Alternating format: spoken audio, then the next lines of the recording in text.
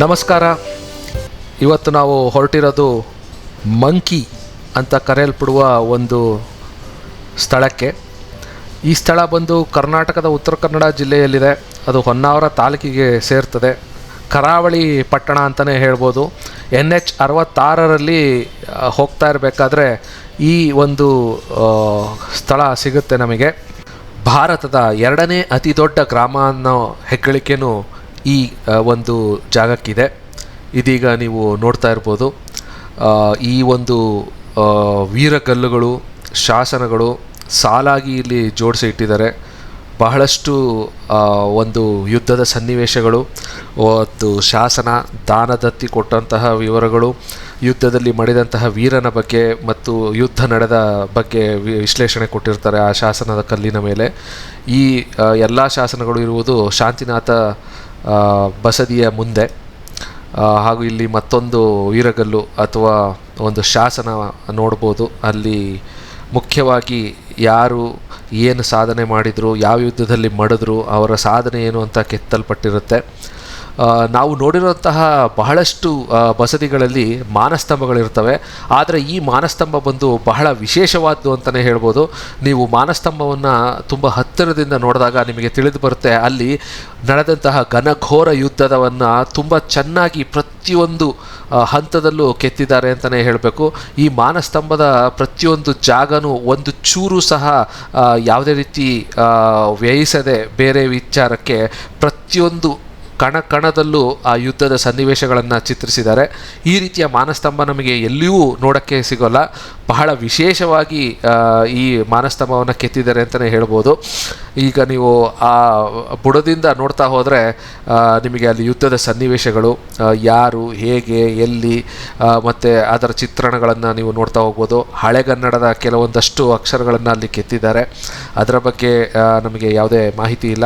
ಈ ಮಾನಸ್ತಂಭ ಇರುವುದು ಆಗಲೇ ಹೇಳಿದ ಹಾಗೆ ಭಗವಾನ್ ಶಾಂತಿನಾಥ ಸ್ವಾಮಿ ಮತ್ತು ಶ್ರೀ ಭೈರವ ಪದ್ಮಾವತಿ ಅಮ್ಮನವರ ಬಸದಿಯ ಎದುರಿಗೆ ನೀವು ನೋಡ್ತಾ ಇದ್ದೀರಾ. ಇದೊಂದು ಮುಖ್ಯ ದ್ವಾರ ಬಸದಿಗೆ ಹೋಗೋದಕ್ಕೋಸ್ಕರ. ಮಂಕಿ ಅಂತ ಏನು ನೀವು ಹೆಸರು ನೋಡ್ತಾ ಇದ್ದೀರಾ, ಅದು ಮೂಲತಃ ಮಾಣಿಕ್ಯಪುರ ಎಂಬ ಹೆಸರಿಂದ ಕರೆಯಲ್ಪಡ್ತಿತ್ತು. ಈ ಮಾಣಿಕ್ಯಪುರ ಎಂಬ ಹೆಸರನ್ನು ಇಲ್ಲಿ ವಲಸೆ ಬಂದಂತಹ ಅಥವಾ ದಾಳಿ ಮಾಡಿದಂತಹ ಎಷ್ಟೋ ವಲಸಿಗರು, ಬ್ರಿಟಿಷರು, ಮತ್ತೊಂದು ಪೋರ್ಚುಗೀಸರು ಇರಬಹುದು, ಮಾಣಿಕ್ಯಪುರ ಎಂದು ಉಚ್ಚರಿಸಲಾಗದೆ ಅದನ್ನು ಅವರ ಅನುಕೂಲಕ್ಕೆ ಮಂಕಿ ಎಂದು ಬದಲಾಯಿಸಿ ಮಂಕಿ ಅನ್ನೋ ಹೆಸರು ಈ ಹಳ್ಳಿಗೆ ಬಂದಿದೆ.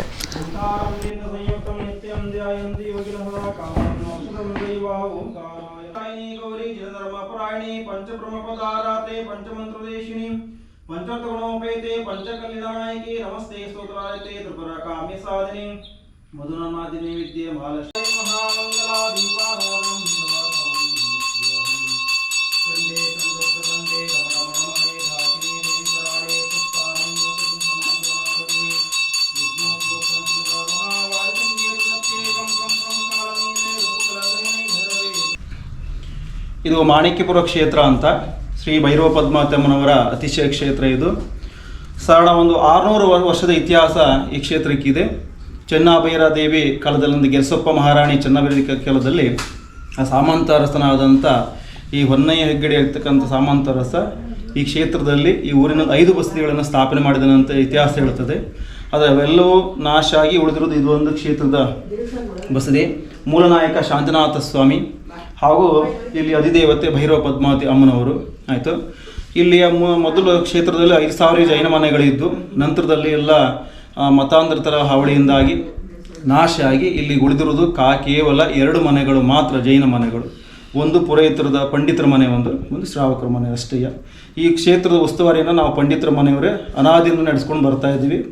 ಪ್ರತಿ ವರ್ಷ ಈ ನವರಾತ್ರಿಯ ಉತ್ಸವ 10-11 ದಿವಸಗಳ ನವರಾತ್ರಿ ಉತ್ಸವ ಹಾಗೂ ಚಂಪಾಷಷ್ಠಿ ದೀಪೋತ್ಸವ ಹಾಗೂ ದಶಲಕ್ಷಣ ಪರ್ವ ಇತ್ಯಾದಿ ಎಲ್ಲ ಸೇವೆಗಳು ಇಲ್ಲಿ ಕ್ಷೇತ್ರ ನಡೀತಾ ಇರ್ತದೆ. ಹಲವಾರು ಭಕ್ತಾದಿಗಳು ಕ್ಷೇತ್ರಕ್ಕೆ ಬರ್ತಾರೆ, ದರ್ಶನಕ್ಕೆ ಹೋಗ್ತಾರೆ.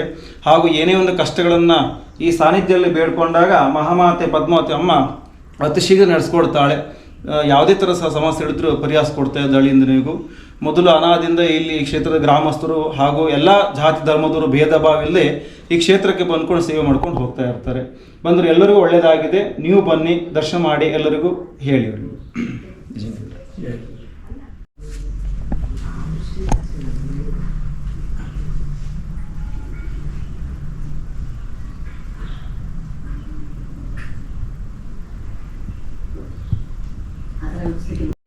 ಒಡೆದು ದೇವಸ್ಥಾನಗಳನ್ನು ಮಾಡಿದ್ದಾರೆ ಇತರೆ ಅವರೆಲ್ಲ. ಹೌದು, ತುಂಬಾ ಹಳಾಗಿದೆ. ಅವ್ರ ಕೆಲವೊಂದು ಬಸದಿಗಳಲ್ಲಿ ಒಳಗಡೆ ಮೂರ್ತಿ ಇಲ್ಲದೆ ಇರೋದಕ್ಕೆ ಈಗ ಬೇರೆ ಮೂರ್ತಿ ಇಟ್ಬಿಟ್ಟು ಏನೋ ಮಾಡಿದ್ದಾರೆ ಆಯ್ತಾ. ಅಲ್ಲಿ 2 ಆರ್ಟ್ ಡಿಪಾರ್ಟ್ಮೆಂಟಲ್ ಇದೆ. ಒಂದು ಕೆಳಗಡೆ ಪೇಟೆಲ್ ಒಂದು ಬಸ್ತಿ ಇದೆ, ನಮ್ಮ ಪುರೋಹಿತರು ಪೂಜೆ ಮಾಡ್ತಾರೆ. ಬೆಳಿಗ್ಗೆ ಪೂಜೆ ಮಾಡಿ ಹೋಗ್ಬಿಡ್ತಾರೆ ಅವ್ರು, ಪಾಪ ಅವ್ರು ಡ್ಯೂಟಿಗೆ ಹೋಗ್ಬಿಡ್ತಾರೆ. ಮತ್ತೆ ಅಷ್ಟು ಉಳ್ಕೊಂಡಿದೆ. ಸುತ್ತಲೂ ಮುತ್ತಲು ಎಲ್ಲ ಜೈನರಾಗಿದ್ರು ಅವರೆಲ್ಲ ಒಂದು ಕಾಲದಲ್ಲಿ. 500 ವರ್ಷಗಳ ಹಿಂದೆ ಎಲ್ಲ ಜೈನರು ಅವರೆಲ್ಲ. ಅವರಿಗೆ ನವಾಯಿತ್ ಮುಸ್ಲಿಂ ಅಂತಾರೆ, ಅಂದ್ರೆ ಹೊಸದಾಗಿ ಬಂದು ಸೇರ್ಕೊಂಡಂತ ಮುಸ್ಲಿಂ ಅಂತಾರೆ. ಈಗಲೂ ಅವರ ಮನೆಯಲ್ಲಿ ಜೈನ ಮೂರ್ತಿಗಳು, ಅಮ್ಮನವ್ರ ಮೂರ್ತಿಗಳು, ಮತ್ತೆ ತಾಳವಾರಿ ಗ್ರಂಥಗಳು ಎಲ್ಲ ಮಾಡ್ತಾರೆ. ಇದೆ ಅವನಲ್ಲಿ. ಅವ್ರ ಮನೆ ಕಟ್ಟಿದ್ರೆ ಮೇಲ್ಗಡೆ ಉಪ್ಪರಿಗೆಯಲ್ಲಿ ಅದನ್ನ ಇಡ್ತಾರಂತೆ. ಮತ್ತೆ ಹಳೆ ಪೂಜೆ ಸಾಮಾನುಗಳು ವಸ್ತು ಎಲ್ಲ ಇದೆ ಮನೇಲಿ. ಹಿರಿಯರು ಒಬ್ರು ಅದನ್ನ ನಿತ್ಯ ಅಂದ್ರೆ ಏನು ಅನ್ಯಾರ ಸೇವನೆ ಮಾಡದಯ್ಯ ಪ್ರತಿನಿತ್ಯ ಅಲ್ಲಿ ಹೆಂಗಸರು ಸೇವೆ ಮಾಡ್ತಾರೆ ಹೇಳುವಂತ ನಾನು ಕೇಳಲ್ಪಟ್ಟಿದ್ದೇನೆ.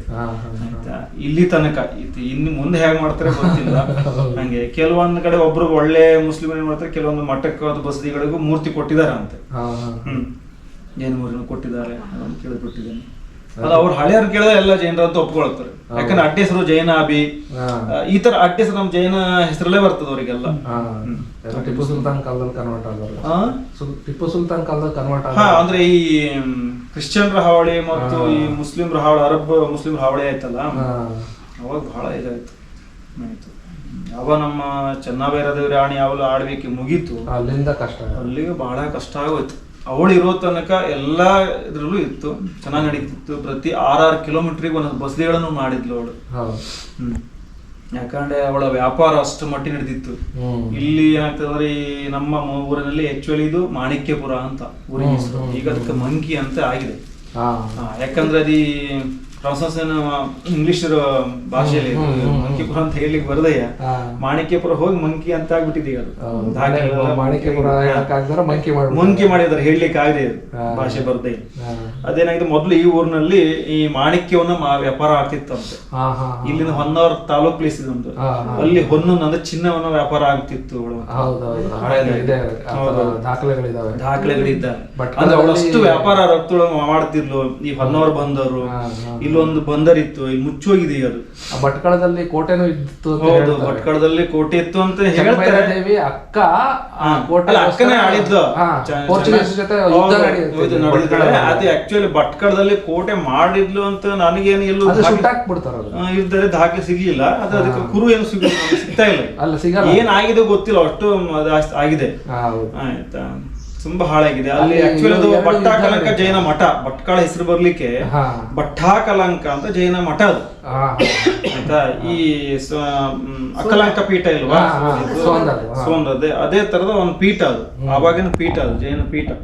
ಹಾಡ್ವಳ್ಳಿಲಿ ಒಂದು ಜೈನ ಮಠ ಇತ್ತು, ಭಟ್ಕಳದಲ್ಲಿ ಜೈನ ಮಠ ಇತ್ತು. ಜೈನರನ್ನ ಕರೆದು ಅಲ್ಲಿ ಕ್ಷೇತ್ರ ದೇವತೆಗಳಿಗೆ, ಅಂದ್ರೆ ನಮ್ಮ ಕ್ಷೇತ್ರ ದೇವತೆಗಳಂದ್ರೆ ಕ್ಷೇತ್ರಪಾಲ, ನಾಗದೇವರು.